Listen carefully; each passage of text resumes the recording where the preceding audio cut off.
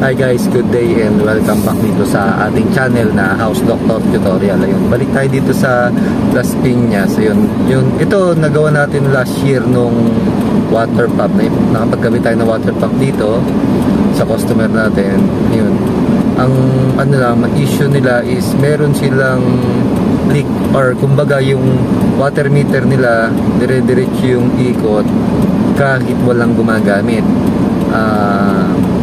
Check natin kung nasaan yung leak, pero so far naman dun daw sa ginawa natin wala, kasi PPR na yung ginawa natin. Yun na lang sa loob ng bahay yung check natin, kasi yung sa loob ng bahay yung mga pipe nila is existing na din, PVC pipe pa yung ginamit. Ang ginawa lang natin is kapit lang tayo ng water pump noon. Din ang kagandahan, nilagyan natin ng bawat isa, or yung bawat papunta sa faucet, like ng kitchen, papunta sa second floor, papunta sa bathroom, nilagyan natin ng mga gate valve, kaya mabilis nating matetrace kung nasaan yung leak. Halimbawa, i-off natin yung valve nung sa kitchen, then continuous pa rin yung ikot ng water meter, ibig sabihin wala kay kitchen yung leak o yung tagas niya, yung natulas na tubig. Yun, halimbawa doon kay dirty kitchen, off natin yung valve niya, then nag-stop na yung pag-ikot ng water meter. Ayun, doon tayo magfo-focus. Kumbaga, yung linyang yun yung hanapin natin, either hanapin natin or mag-repiping tayo. Kasi this sa case na to guys, kasi nga nakapunta na ako sa site, nakapagkabit na ako ng water pump doon. Old house na siya, the same time tiles na. Kumbaga, hindi kami sabing old house, luma. Ibig sabihin, dating bahay na or nakatayo niya, hindi siya new construction na bahay. Kumbaga, tiles na, finish na, yun ang ibig ko sabihin. Finish na siya, kaya lahat ng pipe niya is nakabaon na. Yun. Kaya ang option niyan, either repiping or maghahanap tayo ng linya kung saan na dumaan siya, na makita natin kung nasa yung leak. Pero sa case natin, pwede ko i-suggest kay client na repiping na lang. Bakit? Kasi mas magastos maghanap ng linya. Unang-una, hindi ako yung nag-pipe nun, hindi ko alam kung saan dumaan yung mga tobo. Pero nala ko ako yung nag-linya nun, alam ko kung saan dumaan, matetrace agad namin.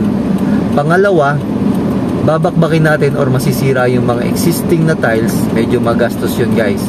Syempre, after natin mabakbak, magtatiles ulit tayo.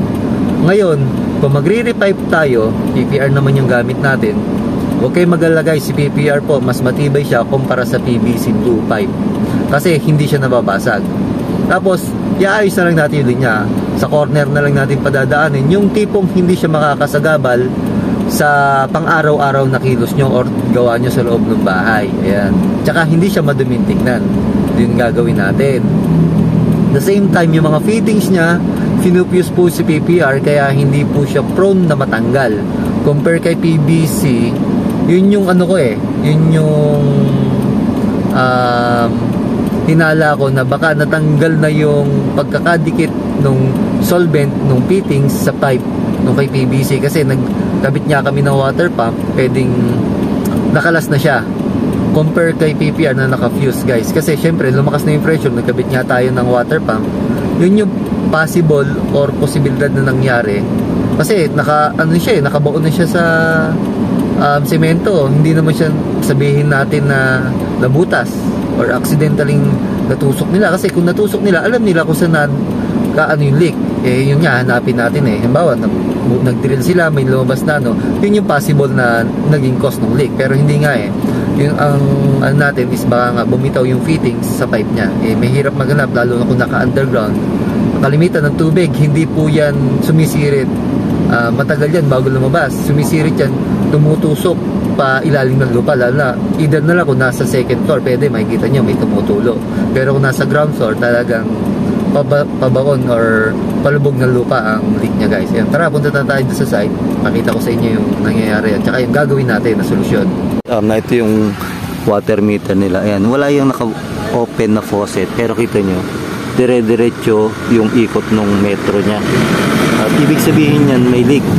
Ngayon, pagtitrace niyan or paghanap niyan, may mga valve kaming nilagay niyan sa designated kumbaga bawat lugar, or halimbawa banyo, kitchen, second floor, yun natin tetrace. I-off natin. Ngayon, isa-isa natin i-off para mabilis nating matrace kung saan baga naandun yung leak, either sa banyo, sa kitchen, or sa garahe. Yun. Ayan, off ko lang ito. Ito yung mga bulb. Ito, papunta to sa second floor. Tapos dito, meron pa rin valve. Ayan. Sa kitchen dito, dito yung valve niya. Ay, ito pala. Nalimutan ko na. Ito. Sa kitchen, ayan. Another valve sa kitchen. Mas dito may valve din. Nilimot ko na kasi ilang taon ko na rin ito nagawa. Ayan na ito. Ayan, sa bathroom. So, yun pa isa. Yun. Pag bawat may mga merong mga gate valve. Yan, tiyatin natin sa garahe. Doon muna. JR! Naikot pa? Ayun, yun o.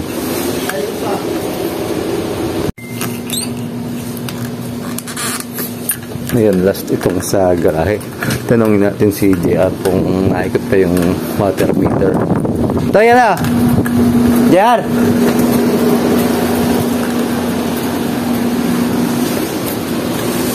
Kaya na mag-check kasi parang hindi nyo nakakita. O, marinig pala. Yan na, balik tayo dito sa water meter, check natin. Yan o. Yun o, naka-stop siya. Ang in-off lang natin na valve is yung sa dirty kitchen tsaka yung sa garahe. Kasi magkasama na yung faucet ng garahe tsaka yung dirty kitchen. Ayan. Tumigil yung pag-ikot ng water meter. Ibig sabihin, dun yung may leak. Dun tayo magpo-focus, guys. Yan, ito yung valve na kapag ito yung in-off, dun nawawala yung ikot ng metro. Yun, kasi yung ibang valve, pag in-off, ganun pa rin, continuous pa rin yung ikot ng metro. Kaya ito yung ating babaguhin mula dito. Ngayon, naka-mount na lang siya. Yan, binutas na namin dito. Yan, tapos idadaan na lang sa mga corner. Yan guys, ito yung ginawa namin na ito, PPR na lahat. Yun, nasa corner siya, na may bay siya dito sa corner ng wall tsaka ng flooring, kasi tiles na yan, kung babakbakin pa natin medyo maraming masisira. Ayan, tapos ito yung sa kitchen, o sa papunta sa kitchen sink, sa lababo. Then yung sa dito, ayan, lobas dito sa ilalim. Ito, papunta ito dito sa garahe, na may bay siya dito. Ayan, dyan. Hindi naman siya sagabal, kahit nakalutang siyang ganyan. Isa pa, ang kagandahan, kapag ka nakalutang na ganito, kita nyo kung meron siyang leak, kasi ayan, nakalutang na nga siya or exposed na yung tubo niya, kaya papansin nyo kung may leak na siya or wala. Ngayon, punta natin yung water meter kung naikot pa. Yan guys, ito na yung natin, water meter. Di na ma-andar siya or umiikot. Lahat ng valve naka-open na. Yan.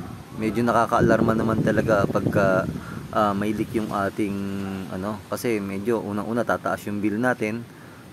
The same time, pwedeng magkaroon ng sinkhole pag laging may tubig na umaagos sa ilalim ng lupa, guys, kasi mauuka yun, guys, yung diadaanan ng tubig. Yun.